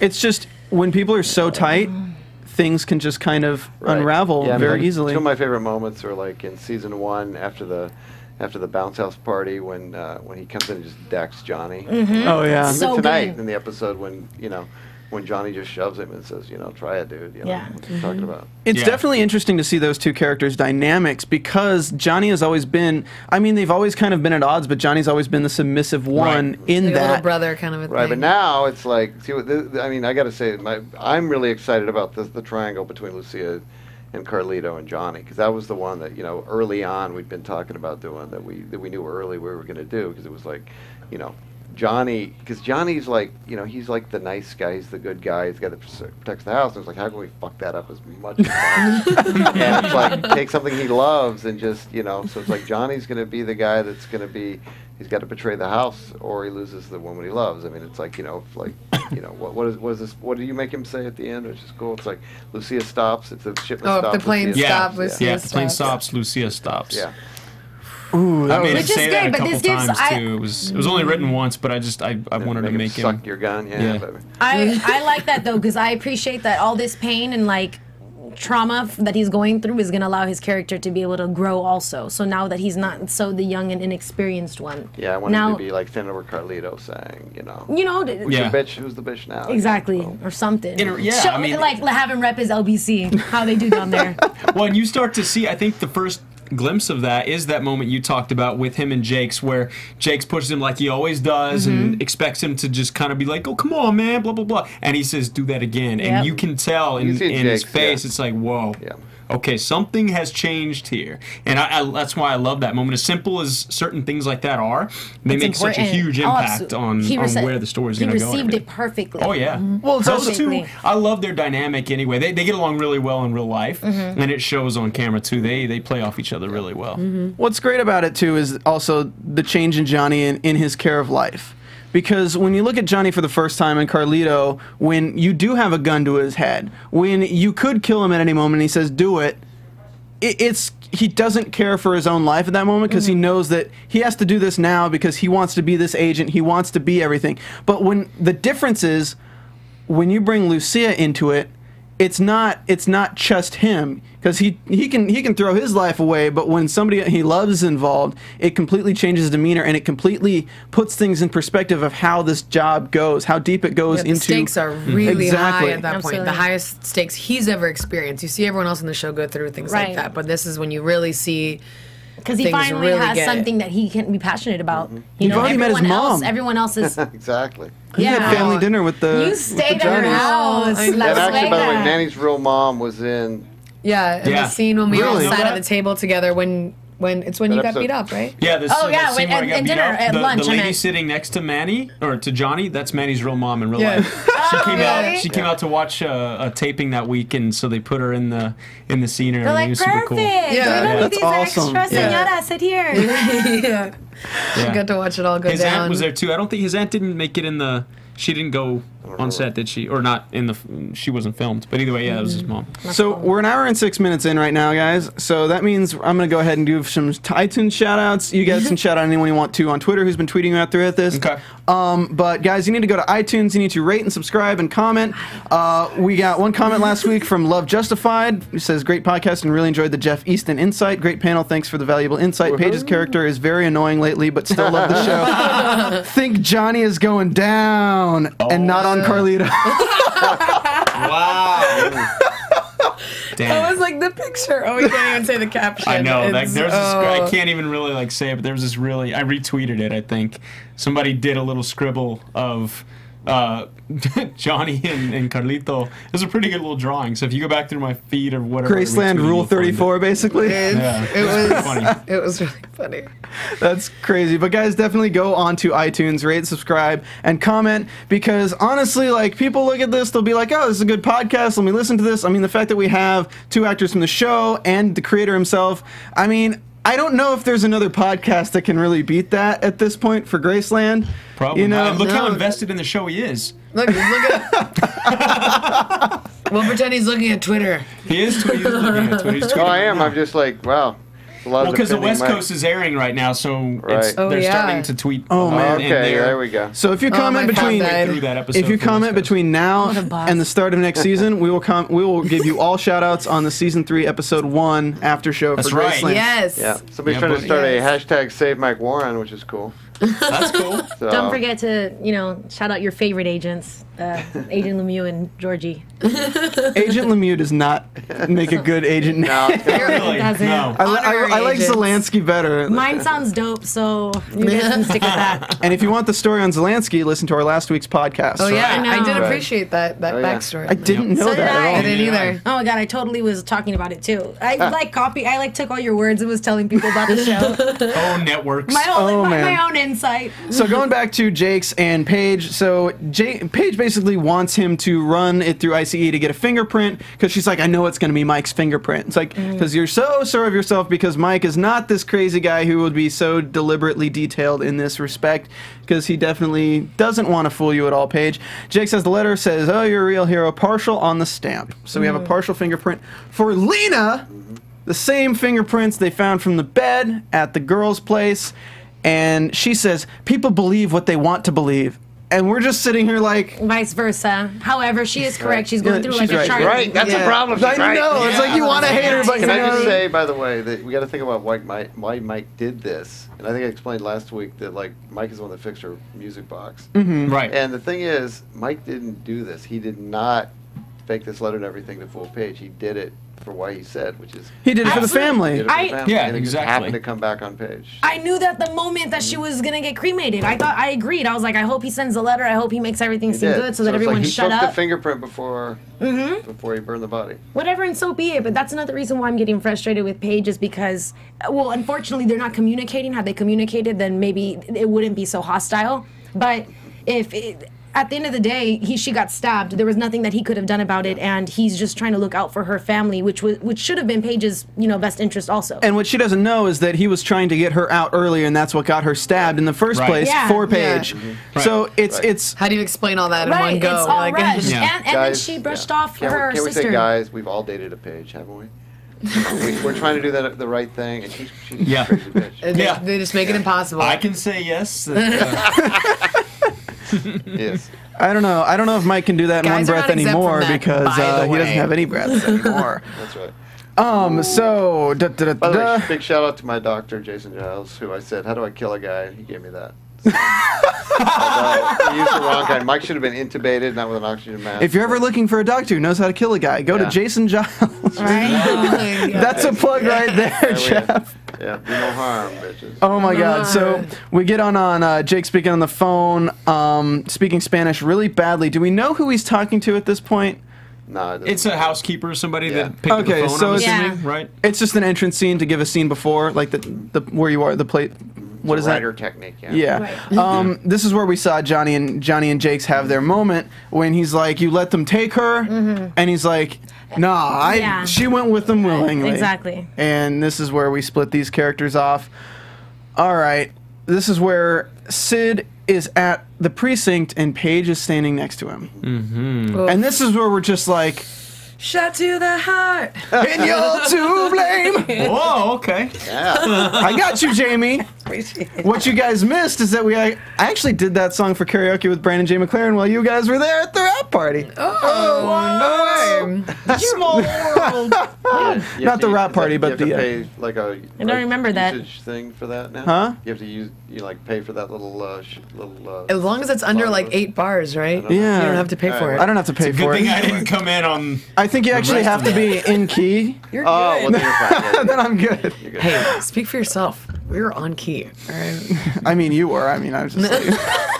So, this is where Sid tells, okay, well, he's at the hospital under the I name know. Mike Richards, and I'm just like, Yeah. Yeah. What was the point of that? Like, She was angry. Like, know, but, she felt fed up. betrayed. so she wants him to die? People- like, yeah. that's like real extreme. What's funny to me Again, is haven't that we all dated Paige? but I want to, Again, I've dated guys like that. I'd like to say that as well. guys like Paige. Yep. Guys like Paige. So, Paige, Do you you have guys. pictures of that? I do want to say at this point, though, that you don't know what Paige is thinking about Sid either. Because the Exactly. fact that Mike asked Briggs, That's- do you believe him? And Briggs had to take a second to say, no, I don't believe him, means that Paige could actually, at this point, the fact that Mike had lied to her, and not even intentionally, as you've said, like, the fact that she feels so betrayed by Mike, she won't believe anything he says. And in her mind, because she's been so far outside of it, believing Mike's been going after Paige, after Sid, this hardcore. Sid's story in her mind as Mike being a liar could make sense. Oh, right on the nose. That's exactly, Because it made her feel better about herself, too. Yeah. For all the one that, I mean, Mike says, you believe me, right? And it's kind of like, maybe he did go down and shoot everybody down there. Yeah, it's a believable story. The fact that people are believing it and Sid set Mike up so perfectly is that people in Graceland could actually believe Sid's side of the story when they're hearing it. And that's why Mike's gun, he's dumb enough to pick up his gun for some reason. He runs. I mean, you know. Yeah, Aaron, what the hell? Hey, my gun. What the hell is this doing? And then prop department. This doesn't go here. I also think though that she probably did know, but I kind of feel that she could have told Sid also, not thinking that he was gonna go kill him, but maybe turn him in. Oh, that's what we're saying. Yeah, so, okay. We're saying that she believed Sid's side of the story, and Mike was maliciously going after him. As angry as she is, she doesn't want to kill Mike. Want to kill. Right. Yeah. That's why she should have thought about it, thinking. though. Exactly. She's still not thinking. Right. Mother. And it's a damn shame because she gives him away. Briggs has this scene. This is where we cut out the speech, I'm assuming, of Faith 7. And he's trying to get the band back together. He talks about how this used to be a place where we're supposed to become to decompress, but we're basically all against each other at this point, and it's going to unravel if we continue with this. We see Paige kind of just moping in the background. I literally wrote in my notes, Paige is in the background, F her. That's what, somebody tweeted that. They said, that's right, Paige, you sit in the corner by yourself. Oh, yeah. I can't remember who tweeted that. This is literally right after she gives up Mike, though. So then Paige just walks off because everything's about her, and Briggs follows her. Building up. I do like how she does that.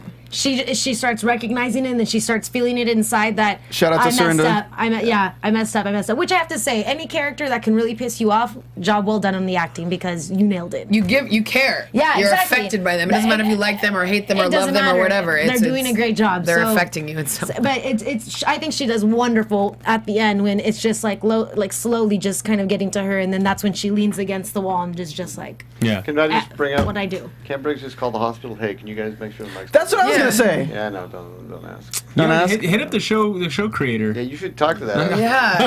So are you saying we cut out? So 67 minutes was the original runtime. 5 minutes of what that was Briggs on the phone, like hitting numbers, trying to get through to a person. Exactly. Press 0 too. He's sitting there going, representative. Representative. 000. If there's a corrupt police officer going to the room of one of your friends about to kill him, press 2. Press 5. Para español. If you'd like to rehear these, press 10. Hey, give a shout out to our homies at Toyota this season. If Briggs had a Toyota instead of that old Bronco, he might have made it. I know, we saw those commercials. Steven loves the Bronco, though. It's a car. I've said this out loud, and I'm saying it here again. After season 12, right? When Agent Orange is retired, I want to buy that Bronco. I want to keep. That's Agent Orange. You didn't know that? That's the name of it. Yeah. Agent Orange? Orange? Yeah. Nice. Oh, I didn't know that. What other props have a name? Just that? I think we called it that in that one episode. I think. Yeah, it was in the first season early on. It may have been the pilot. Yeah. Is Hector's Tacos a real thing? Because we keep seeing that. We made it up. Okay, so that's just the recurring taco truck. It probably is in East LA somewhere. Yeah, Right. No, absolutely. Somebody listening to this podcast is like, There's a I'm getting on that right now. and in Chula Vista. Yeah. All right, so Briggs and Paige, they're having their escalation, and then suddenly she's just like, she did it, Briggs! And he's like, did what? And she's like, she burned Lena's body. He? Oh, yeah. He. She's like, Well, Mike got a sex change, guys. I'm sorry. He burned Lena's body. Yeah, that's season 5. This isn't Grey's Anatomy. Or ER, I guess, was the one with the sex change. Okay. Oh, that's right. It really happened. So he asked what she did, and she says, I gave Sid the name. Mike Richards. And Briggs is just like... And she's like, I'm an idiot. I'm so sorry. She didn't say that. She didn't say that. I know. And I don't even feel that she understands the ramifications of what she's done yet, even. No. She just understands that Briggs is, like, really into it right now, and, like, he left to... after the name. Stop him from getting arrested. He's going to go to jail. Yeah. That's what she thinks. But nope. Next thing we see is Carmine, a.k.a. Sid, outside the hospital, outside Mike's room. Briggs is on the way, and then it cuts back to Sid, and then Briggs, yeah. wakes him up. He's being very calm and collected, just talking to him. You know, your lungs collapsed during surgery. You know, it's easier to have a straight-through bullet when you're shooting yourself. Ha ha, Mike, why didn't you ever record it in your room? I guess if this machine stops, you drown on dry land. That was a great performance, Steven. Yeah. I'm out. Sid tells him that Paige gave Mike up, the blonde, and Mike is just like so dumbfounded. And in his mind, like, this is the last thing he's thinking about is, why did Paige give me up? What the hell did I do? Don't date blondes is what it says. I think that's kind of, is this the moral story here in Graceland Season 2? That's and where so everyone knows Steven is a blonde. Am I? Well, because dating brunettes has worked out really well for the other characters, by the way. We go from women trafficking to undercover Johnny to don't date blondes. That's the normal progression of things. Then we get a throwback to his mentioning with his first meeting with Mike, where he's like, that scared smell again. Yeah. Because if this was a trap, you wouldn't have that. You wouldn't have the eyes like that. You wouldn't be smelling scared. And he's like, why'd you come after me? You know, why me? Because you know what? I mean, now I gotta kill you. So and like now I just I got so much work cut out for me. I gotta kill you, then I gotta kill Paige, then I gotta kill all those people that you know at Graceland, all your friends, everybody. You know, why you gotta come after me? Now I gotta kill them all. You know, see what you made me do. Silly Mike. Should recast every time. Every time. Sid needs a new posse. So. Normally I'm across and I'm like waiting. I totally fly out to Florida, but I mean, I'm too busy here. You know, I got to practice my acting on the Graceland after show. This is why I don't take notes. I don't need to. Because I take too many. I know. So Briggs is pulling up. Mike is dying. Oh, poor Mike. We get him flatlined. We love you, Levi. And even as it's so terrible, because even as Mike is dying and Sid is holding this tube in his hand, basically just severing Mike's lifeline, you still don't feel that much hatred for Sid. He's a nice guy. Yeah. No, not as a nice guy, but more of I felt it more of a game well played. Right. Absolutely. Yeah. It's like Walter White's an evil guy, but when he takes out somebody, it's like yeah, well, good. You're an evil guy, but a game well played. Yeah. Right. It's justifiable because of the writing. If it wasn't so clever, if it wasn't so reminiscent of Odin and Briggs and how smart and planned ahead and how methodic they were with all their planning, you would have been like, oh, so he's really just going to roll up on Mike and just do that? But the fact that it was all planned out from days and weeks ago, you're just like, all right, if Mike's going to go out, that's the way to go out, by somebody who literally was like a Batman villain. Okay, but also he suckered him because Paige told him the name. I'm like, you didn't even have to do anything for this, but walk into that room and put it on your finger and then hold this thing. Yeah, but I'm sure there's so many other ways he could have taken out Mike. This was just the one. But he didn't know. Not then, not there, not for this freaking season finale. But then we need an episode 14. Yeah. Well, it's true. Or a 67. And spoilers coming next week. Right. It's good to also see that, you know. On Jamie Gray Hyder's Instagram video. Here's what's coming up next. A 13-second preview. What was I going to say? Oh, for me, it was like to see the season kind of, you know, end with, like you said, game well played on Carmine's character, Sid. That whole, you know, squeezing, that shot of him squeezing the tube, it's just like, you know, he's now got... He's definitely, it's that power thing. He's got control over everything. The way he squeezed it too. There's like a fidget that you're like. It's like this is mine now. It's symbolic. For me it was anyway, of just how much of a grasp he's got on the whole situation. Well, this is it's interesting because, I mean, let me know what you thought, Stephanie, because at this scene... do you guys remember my reaction at the end of it? Yeah, we should have. She was like, no, we should have videoed it. They can't go to back. No. She's standing up, she was like, I think... There was some Spanish in there that I can't repeat because it was very vulgar. A little bit. I want to know what you think of this, in that, did you think that Briggs would get there in time?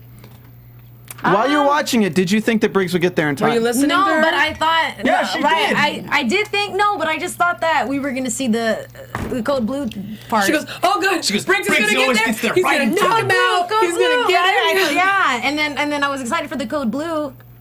And then he got in there and it was like pause, and I'm like, where's the code blue? Why aren't they inside yet? And it makes sense. I don't think because he put the finger thing on him. No, I know, yeah. I know, but I'm just saying. I was just hoping for my happy ending to see the resuscitation happen or something. Yeah, something. Even if it blacked out then, but it's just that made me scared because that was a good moment of him just lying there dead before anyone was helping him out.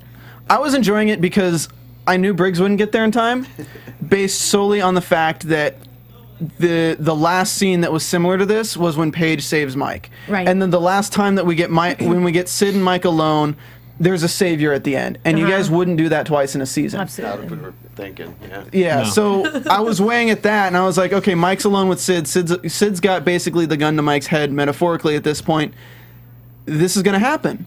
Because... This was good, though. It was perfect. Because it makes sense. It does... It does, absolutely. You know, when you're gonna kill off a character, you want it to make sense. And while this was going on, I didn't have any moments where I was like, this doesn't make sense at all. I was like, this makes sense. Even if they get rid of Mike's character at this point, which I don't think you're gonna do. I mean, but that's the allure to season 3. That's what we're trying to get everybody to get hyped up about. Like, is he alive?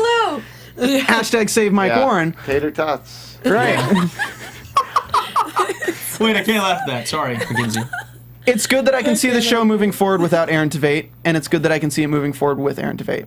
And that's what I wanted to see in a finale that puts a character in that position. I agree. Because if I thought Graceland couldn't have a season 3 without Mike Warren, I'd be like, okay, well, obviously they're just going to bring him back. Right. And you know what? That's actually a good point because I didn't feel any type of way except for the fact that that was just a surprise. Yep. Think Ghost Mike. That's what I'm just saying. Briggs can only see him. He's coming back as a vampire. Yeah, it's still not the end. It was good though because either way, I'm okay. Not like everyone else, like, oh, if that person. What's the show that you stopped watching after that person died? Oh yeah, The Shield. The Shield, right? So or you brought him feel that way too. You're like, how can this show possibly go on now that they just killed him off? And then you're like, oh wait, there's a whole bunch more seasons, and this still works. I think that's the beauty of having such a strong ensemble cast. Absolutely. Is everybody. The show doesn't hang on one character's storyline and one character's well-being. It changes the dynamic of next season depending on what happens to him. He's dead-ish, as I like to say, but either way, it'll stand on its own feet, you know. And yeah, it's like somebody, I won't say who at the network, told me. They said, "Look, you are not dead until testing says you're dead." Exactly. No, absolutely. There you go. That's since I've been to LA, I haven't watched TV in a while, but after AfterBuzz, that's part of my job now, and that's the one thing that I do appreciate about shows is ultimately they need to have a show where I love the cast. Everybody in it because I want to keep watching it, and you don't know who's dead or not dead until the fat lady sings. Where I see it going, honestly, is Mike's in a coma at the beginning of season 3 because he has a collapsed lung. Right. It's difficult. He lost a lot of oxygen. They could bring him back, but it would make sense that with his injuries, he went into a coma. Right. And that's kind of where we're left with Mike Warren at season 3 because that leaves the writers room to experiment with all the other characters. They don't need to worry about where Mike Warren is right now. They don't need him so caught up in, oh my God, Paige did this. It gives Paige time to reflect. And he doesn't need to wake up. Before he comes back. Yeah, and let me tell you a little practical thing about networks. We're paying Aaron whether he's in a coma or not, and they don't like to do that. So really? Just throw that out. Yeah. Okay, so no coma. Maybe episode 1 coma. Maybe not. Well, it'll get. Or maybe he's dead. It'll either be dead or it'll be over quickly. Or of being placed in a coma on television. Not placed. I was in a coma. Oh yeah, on you were. And that lasted a week. So you're right. It's they don't like to pay you to lay in a bed. As much as it would be great. It's gonna be what's that called? It's like where he wakes up for just that moment. Oh, time lapse. That's where we jump forward in time. Or? No. It's like where a person. It's before they die, where it'll be quick. Oh, they wake up and no, where they wake up, they're absolutely fine, and they're having saying their final words. Perfect conversations. I hate to do other comparisons of different shows when I'm talking about Graceland, but in Grey's Anatomy, after the airplane season, when McSteamy has his sudden, it's called a spurge or spark. Yeah, I don't know. Oh, I know what you're talking about. It's almost like a reflexive thing when the body just... yes, but it's right before it goes out, and then he dies. And then the spirit leaves. Exactly. It's literally going to be... It's going to be Mike going... No, see me in my plays on Broadway. It's much more simplistic. I think that he's just gonna wake up, say what he has to say, possibly, and then he's out. Which is exactly what I was demonstrating with. That's what that was. That's okay. Now I understand. That's what that was. Shout out to Eng09BVate. Mike Warren is life on Twitter. I disagree. What about Mike not dying? All that sounds a whole lot better. What? Wait, say it again? I read that word for word. I'm reading that right now. I disagree about Mike not dying at all. That sounds a whole lot better. Yep, exactly whatever the hell that means. Not dying She's at agreeing all. with the. She just doesn't want him to die. Yeah. That's Oh, okay. She doesn't want him to die. Twitter name is Mike Warren is life, so that makes sense. Oh wait, I just got one from Mackenzie who says there is also a Hector's food truck in Arizona. Oh. That's so funny. Just to say that. So so Mike called up his good buddy Hector and was like, "Hey, can you send this letter from Arizona?" Also in There's also one in California. I just read that too. Yep. Yeah. Oh, my phone died. Mackenzie, you're on point tonight. Okay, so I want to talk. She's contributing a lot. Thank you, Mackenzie. Yeah. We really She appreciate is. that. She's all over the place. We've really like people being active on Twitter. We've really broken down this finale to all its finer points at this point. Yeah. I don't want to make them engineer too much longer, but I do want to get into a little bit of Erik and Jamie and Jeff. I talked to Jeff last week, so he can just sit there on his phone. But hey, they stopped the clock at 1:06. Why is that? Is that because we broke the record? I think I held the record, and then Jeff beat me last week. Jeff did beat you, but no, you have the record for Spotlight On, and Jeff has the record for creators and showrunners. High five. Yeah. Shocker. You're talking a lot. No, it's because of this guy. It's because I talk too much. He doesn't know how to shut. I'll probably have to like pay an hourly wage to the engineer out of pocket after this because my boss is going to be like, "Why did you hold him for another hour?" You were drinking too, though, right? What's that? You were drunk too, right? I drink water. That's all I need to survive. Yeah, no drop of alcohol. No. But you tried it. You told me you tried it. I've tried sips, but I've never had more than like this much. Yeah, in one my time life. I gave him a sip of my scotch. It was and I've never seen wasted. a funnier face in my entire life. Terrible. I don't know. People drink that stuff. Okay. You just Jamie gotta asked get a me to good bring some scotch. tonight, and I forgot it. So Carlito, to be perfectly honest, no offense to Lucia, no offense to everyone on the cast, Carlito's the fan favorite this season, and I don't know if you know this. Don't tell him that. But literally when I posted I was talking to Jeff, everyone was asking me questions about Carlito. So I just kind of wanted to save them for when you're here yourself because it doesn't make sense to ask Jeff about Carlito all the time. That's awesome. No. So and if you want to know even more, go watch the Spotlight On with Erik because we do just dive into this. So with your character, with having an arc with this character that goes from so many ranges of emotions, and now that we've seen where you leave off, where do you kind of see your character going, and where do you find the inspiration for putting yourself in that place of I could do anything right now, like Jokerness? Yeah, no, it is. It's that we've seen the characters for thus far. We've seen kind of the extent of his craziness, and I think at this point we saw the extent of his craziness when he was still under the thumb of somebody else. So yeah, like you're saying now that it's kind of this Unbound. new world. The lid's off. To him, there's no limits. I mean, this is now Carlito's Playground. You know, that's the name of a really good spinoff. Carlito's Playground. That sounds creepy but no, as hell. It sure does, right? I would love to see. I mean, obviously, I think you need to. You're going to have to explore this new world now with Carlito in power to see what he does. It's not something that in my opinion, this is not just me saying, "Hey Jeff, write me in a whole nother season." This is just me saying you're going to have to see, how this new world is for at least a couple of seasons. You're not going to have like an episode, or not a couple of episodes, seasons. You're not going to have an episode where Carlito's in charge and then all of a sudden episode 2 he gets capped. I don't think that would do. I have a the prediction for storyline what's going to happen to you. justice. What? Well, I'll save it for predictions. You can continue. That. Okay, but no, I think we'll see Carlito's power explored to see how much control he really has, because in his mind he thinks he has it over on everybody. He thinks everybody is his puppet. I don't think that's going to fly for very long. But in order to make that all make sense, you're gonna have to see that play out a little bit, because now I think eventually Johnny's gonna have enough. Like I tweeted tonight, just kind of as a teaser, has Carlito had enough? Is this the end for Johnny? Obviously knowing that wasn't the case, but just to kind of stir up a thing. And now that those tables have, definitely turned and Carlito has his power, I think you're going to see Johnny get pushed to a point. He's had to hold his tongue so far because he's had to keep his cover. There's no cover anymore. They both know who they are and what they're doing. So now it's just a matter of Carlito playing, puppet master with Johnny. I don't think Johnny's going to stand for that for very long. And I think you're seeing another reason I like that whole scene with Brandon Jay, with Jakes, is because that was the moment where you see Johnny's character start to mature, stand up for himself a bit. And I think you're going to see, I would like to see personally, see a little bit of like you've said, the character Johnny, Manny's character Johnny has been kind of playful and kind of like, oh, whatever, and he hasn't really been, the wittiest of the house.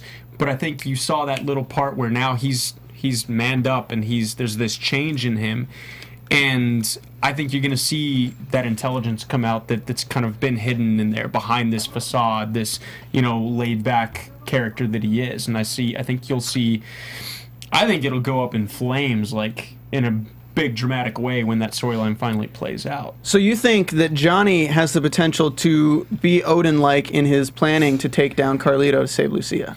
I think Lucia is the wild card there, though. She absolutely is the wild card. She's a wild card, but I think that just makes everything. I don't necessarily think it's going to be Johnny that himself takes Carlito down. Okay. I think we've seen that happen with the Odin. With Odin, even though it was kind of a mistake with or an accident, I should say, in killing Jangles. Now we've seen this.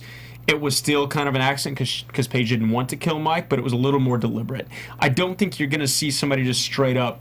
I don't think it'll go. I mean, this is more in their world, but I don't think it'll go to that. I think it'll be now.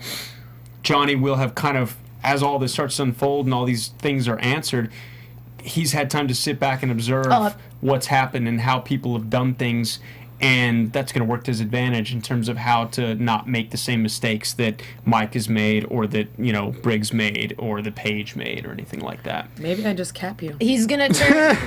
No, that could happen. We just open on episode 1 and she pops me. I think that you will follow in your father's footsteps, and that your intelligence in all of this will expand, so that it wouldn't be so quick. I mean, regardless what happens to your character, it's not going to be something that's going to be so quickly, because then it would contradict this entire last season and your development. Yeah, exactly. I honestly think that Carlito's going to be taken down by his own need for power, and what it's going to come down to is the relationship between Carlito and Sid. Because when we look at Sid as the main villain for next season, is what I'm looking at him as. And Sid is still in bed with Carlito. That's pretty volatile. I mean, think about it. A lot of people ask me, it's like, why would Network especially, why would Carlito work with Sid? Why would Sid get in bed with Carlito, knowing what he knows about him? And it's mainly because he just lost $3 million. And, Daddy's paying him off with little suitcases full of money. Carlito offers him the whole shebang in one set. That's why he gets in bed with a guy he knows is nuts. Right, it's money driven, I think, at that point, too, because it's Carlito. I don't even think it's so much about, like with Carlos Sr., it was about the business. It was about the money. He was very smart, even in having briefcases prepared to pay these guys off. I don't think Carlito really cares so much about that. He's got this money. It's the empire that he wants to build. You're not, and you're not Carlito's not as level-headed either as our father. So even though you're rising up to his place, I think all of that's going to obviously affect you in a different way. So as much as you want Carlito to step up and kind of take over, there's definitely going to be a huge difference in the way things happen, and it's a completely even though different he's business. Smart, there's that other side of it. I think that Lucia will be spending time with Carlito, and what will happen is that you'll eventually, I mean, I can't decide if you're going to stay in love with Johnny or not, but if you do, I feel like that her character would almost manipulate Carlito to go away. Unfortunately, you would say it into his advantage, but I can see your character, because it's so hot right now, like you're hot on the, not hot like physically, but just thank you. but that you would need to step out for just a second, because you could just get capped quickly, because everyone knows what you're doing and what you're about. So I can see your character kind of going away for a moment, and then we hearing about it, but that only gives you room to come back and like even twice as hard, where both of your characters would be around, and then you just wouldn't know, and you'd be like, don't worry about it, we'll cross that bridge when we get there. Yeah, I mean, I can see Lucia acting against her brother more so on behalf of someone else than herself, even. Right. You know, like if it got down to like all of a sudden like things were happening to Johnny, I can almost see that being a switch quicker than, you know, she can always take care of herself. She kind of always has. I can feel like if there was going to be like a switch. But can she take care of a baby too? Lucia's pregnant. Paige is pregnant. Charlie's pregnant. Everybody having babies. It's a baby. Well, can I just say, in the original conceit, I think I mentioned this. Yeah, you did. Lucia was going to be pregnant. And it was going to Charlie, you took my baby. Well, that's right. You would have been in the coma, and there was a whole setup where you might have been the one that died. So, you know, we decided this was more interesting. So, how many episodes are we gonna? How many episodes next season do we get to see Erik for before we pop a cap in him? I don't even know if he'll make it out of the first one. I don't know. We haven't. You know what? Dan Shattuck and I will sit down very shortly, probably next week, I think, and start working on season 3. Do you inform people when their character is going to be killed off? Like, how do you do that? Do you just like sit them down and be like, no, it was like. So you remember that dog we had to put down a while back? Oh God. Yeah. There was a big debate. We were doing this for who tells Aaron? Ready? 1, 2. Hey, buddy, how's it going? Yeah. You like Broadway, right? Right. So you got other stuff going on, right? Solo in Les Mis. Wow. Aaron, so we can't afford you. We're gonna recast you with Erik after we kill Erik. Right. So Carlito's gonna die, but then you're gonna come out of a coma, but you're gonna look like Carlito. Because we had a body transplant. Because it's face off all over again, he can become a deeper cover agent. There you go. All right, I think we're moving into predictions territory. All right. This has to end sometime, I know, sadly. I know, Guy. I don't get to play in this. And now, your AFTERBUZZ TV predictions. I've never been in the room when it does that. Oh, yeah, because we don't do the lights. I don't remember the lights last time. Okay. So we all know where we left off. Yeah. Yeah. I think, like what I said, I think that your character will manipulate him to go away because she doesn't want to see her brother to die, and it would make sense for that to happen and for something to grow out of that. I think that Johnny will either try to figure out how to get Lucia, or you guys will distance from each other. Who knows? I think that we'll see Charlie with like a belly. Like a belly, maybe? No. Yeah, see, that ain't gonna happen. What? No. Okay, fine. The baby's born. She loses the baby. Something. Maybe you could be right on that. You're low-key ruining my life right now. And then Mike, maybe Code Blue, but I guess not. And then now they'll all be stronger if Mike dies. What? Paige is gonna go. Paige is gonna go into the cuckoo house because she's the cause of Mike's death. I've been predicting all episodes, so I don't really need to make predictions. I think that we're gonna see Johnny's mom again. I really think that if Lucia gets away from Carlito, that'd be the place to go. Because that's probably the only place Carlito doesn't know about that she's been so far. Because she already said that they know about this hotel. Like, if she knows about the hotel, Carlito knows about the hotel. So I think that might be going down. I think we will get a little bit more with Jake's and his son, but I think it's probably going to be more towards Jake's becoming a main player as opposed to him just having side storylines, which that's what I'm really looking forward to, because I know that Brandon will come into the studio. I know Aaron and Briggs have not yet. So, you know. We'll work on that for next season. No pressure. I know, no pressure, guys. We got to get them all in here. Yeah. But, you know, top to finish, season 2, good season, really enjoyed it. I have no times throughout the season where I was looking at it and I was like, why is this happening? Right. And for a television series, when its first season has such a new cast, it's a new concept, it's a brand new show, you can't just jump into it and expect it to be good. I was pleasantly surprised with season 1. Ditto. And jumping into season 2, I'm really happy that the USA is letting you take it to this darker place without kind of watering it down to where Carlito could actually just be like this guy who runs a daycare center. Like, I don't want that. No, I mean that scene where Johnny's in the ball pit. Where Johnny's essentially performing fellatio on your gun is like, well done, USA. Yeah. I mean, going for it. Start to finish, really happy with the season, really happy with the series so far. Cheers to season 3. We need to get that. Knock on wood. Hopefully. Let us know as soon as you find out, because we want to cheer you guys on. Thank you so much for coming for tonight. Yes, thank you. It was so great that you could join us. And congratulations, it's been good. I'm stoked. Graceland's the ish. No, I mean, just from me personally, I appreciate you guys supporting us and everything like that. I appreciate you giving me a job. No, yes, I thank definitely, you, sir. I appreciate the opportunity. I've said this before openly, and I'll say it again since you're here. It takes a lot for people, like you even said, with guest cast to create something with so many layers and so dynamic, and put that faith in somebody who's relatively unknown. And I really appreciate that opportunity, because this I fell in love with the character from the get-go. So thank you. Thank you, USA. Thank you, everybody. Yes. Thanks for giving us some pretty cool. And thanks, Jamie, for hanging out and being such a wonderful sister. Aw, family love. Where can we find you guys on Twitter? You can find me at Erik Valdez, ErikValdez. And you can find me at JG Hyder, HYDER. And the man of the hour, or the man of the decade, Jeff who? Eastin, it's EASTIN. Thank you so much. For playing music, I want to say one quick thing before you guys cut out. I am doing a charity event on September 27th here locally. A lot of people are asking me, what are you doing now that the season's over? I love cars, I love motorsports, so I'm competing in a charity race at Irwindale Speedway, stock car. I'll be driving a stock car. Sick. Yeah, buddy, on September 27th to raise money for Wounded Warrior Project. So if you're in the low SoCal area, come on out, Irwindale Speedway. Go to my Facebook page or Twitter. I'll put all the information out there. He's a really good driver.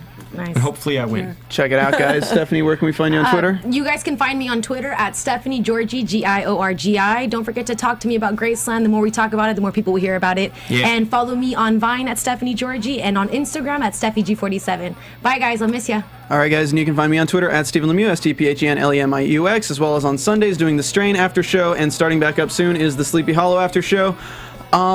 We will see you next season for Graceland Season 3, Episode 1, the after show here at AfterBuzz TV. See you then. Thank you, From guys. executive producers Maria Menounos, Kevin Undergaro, Phil Svitek, and the entire AfterBuzz TV staff, we would like to thank you for listening to the AfterBuzz TV network. To watch or listen to other after shows and post comments or questions, be sure to visit AfterBuzzTV.com. I'm Sir Richard Wentworth, and this has been a presentation of AfterBuzz TV. Well, we just finished and The views expressed herein are those of the hosts only and do not necessarily reflect the views of AfterBuzz TV or its owners or principals. but